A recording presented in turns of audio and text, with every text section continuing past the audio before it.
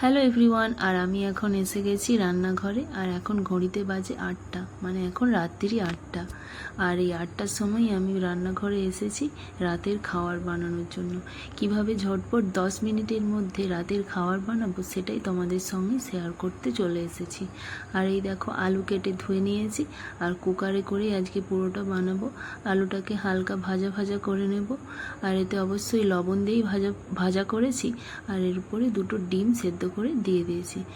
ডিম আলুটাকে হালকা করে একটু ভাজা ভাজা করে নেব। ডিম আর আলুটা সাদা সাদা দেখাচ্ছিল, তাই জন্য একটু হলুদের গুঁড়ো দিয়ে দিয়েছি। এবার দেখো, সব গ্রেড করা মশলা, টমেটো, আদা, রসুন, পেঁয়াজ সব একসঙ্গে গ্রেড করে দিয়ে দিয়েছি। আর এতে এবার দিয়ে দিলাম লঙ্কার গুঁড়ো। এবার এটাকে একটু নাড়াচাড়া করে এরপর দিয়ে দেবো হলুদের গুঁড়ো দিয়ে দিয়েছি। এবার মশলাটাকে ভালোভাবে একটু কষিয়ে নিতে হবে। কষিয়ে নেওয়া হয়ে গেছে, এবার দিয়ে দিচ্ছি পরিমাণ মতো লবণ দেওয়া হয়ে গেলেই, ভালোভাবে কষানো হয়ে গেলেই এতে দিয়ে দেব জল। পরিমাণ মতো জল দিয়ে এটাকে দুটো সিটি দিয়ে এবার এতে দিয়ে দেব ম্যাগি মশলা। আর ম্যাগি মশলা দিলে ঝোলের স্বাদটা একটু ভালো হয়, তাই দিয়ে দিচ্ছি ম্যাগি মশলা দিয়ে এবার ঢাকনাটা দিয়ে দিচ্ছি। এবার দিয়ে দেবো দুটো সিটি দেওয়ার পরেই হয়ে গেছে আজকে ডিমের ঝোল।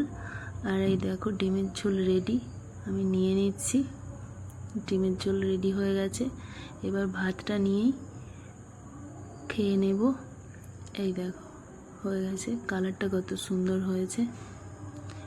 ডিমের ঝোল তো বাটিতে নেওয়া হয়ে গেছে, এইবার থালাতে নিয়ে নিচ্ছি ভাত নিয়ে নিয়েছি। এবার ডিমের ঝোল নিয়ে নিলাম, আর তার সাথে একটা পেঁয়াজ আর একটু কাঁচা লঙ্কা।